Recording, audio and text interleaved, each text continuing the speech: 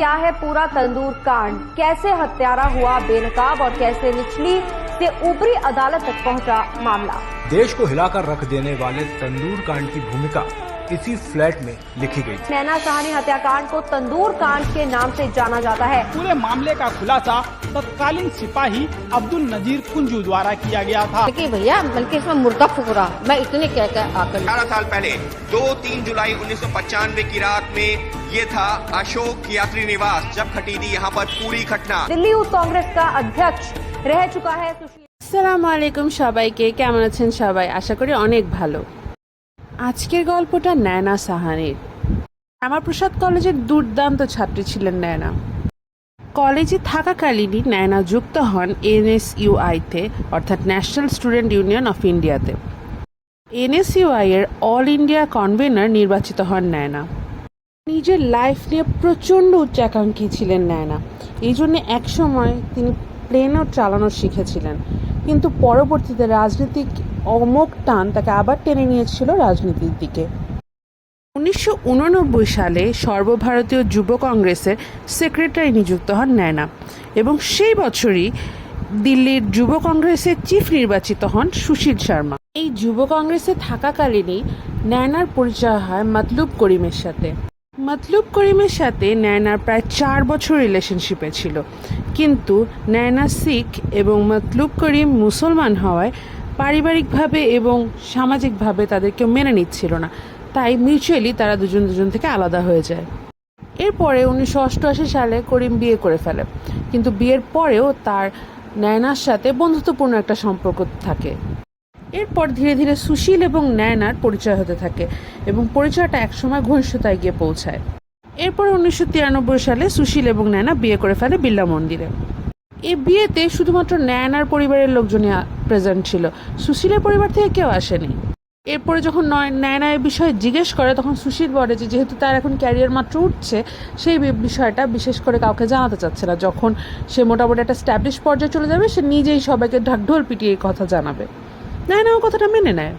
আর interestingly সুশীলের বিয়ে করার প্রথম শর্তটা ছিল যে নয়নাকে তার ক্যারিয়ার ছেড়ে দিতে হবে, তাকে হাউস ওয়াইফে থাকতে হবে এবং ঘর থেকে যদি কিছু করতে চায় করতে পারবে।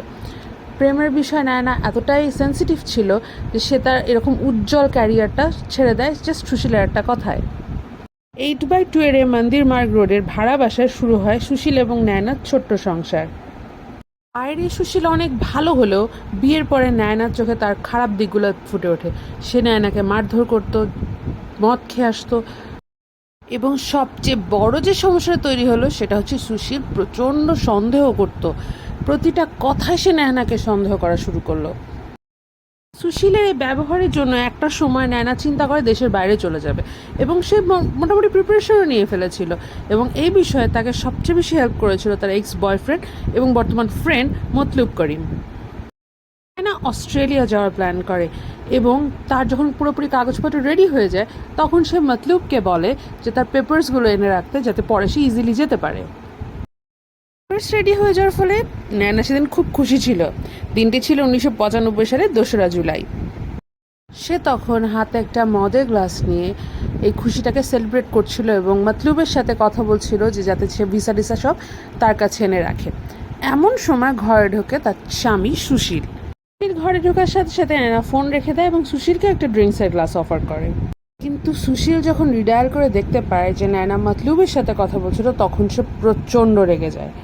তাদের দুজনের মধ্যে কথা কাটাকাটি হয় এবং এক পর্যায়ে সুশীল তার বন্দুক বের করে এবং পরপর 3টা গুলি করে নয়নার উদ্দেশ্যে, যার 2টো নয়নার মাথায় লাগে এবং একটি এসিতে লাগে, ফলে নয়না স্পট ডেড হয়ে যায়। এরপরে সুশীল চিন্তা করে এবার কী করা যায়। সে অনেক চিন্তা ভাবনার পর, অনেক জায়গা প্ল্যান করার পরে সে সাউথ দিল্লিতে অশোকনগরের যাত্রী নিবাস হোটেলে বাগিয়া রেস্টুরেন্টে নয়নার লাশ তার গাড়িতে করে নিয়ে যায়। বাগিয়া রেস্টুরেন্টটা সুশীলের পার্টনারশিপে ছিল এবং এর ম্যানেজার অশোক ছিল তার বন্ধু। সুনীল আর অশোক মিলে খুব দ্রুত রেস্টুরেন্টটি ফাঁকা করে দেয় এবং নয়নার লাশটি তাদের রেস্টুরেন্টের বারবিকিউর কাছে নিয়ে যায়। পরে তারা ঘি এবং বাটার মাখিয়ে নয়নার লাশটি তন্দুরের মধ্যে দিয়ে দেয়। দাউ দাউ করে জ্বলতে থাকে নয়নার শরীর। এর ফলে প্রচুর ধোঁয়া সৃষ্টি হয়। সময় পেট্রোলিংয়ে থাকা অফিসার কুঞ্জ খেয়াল করে যে একটা হোটেল থেকে প্রচুর পরিমাণে ধোঁয়া বের হচ্ছে। অফিসাররা ভিতরে ঢুকতে চাইলেও কেশব তাদের ভিতরে ঢুকতে দিচ্ছিল না, বলছিল যে ভিতরে কাগজপত্র এসব পোড়ানো হচ্ছে।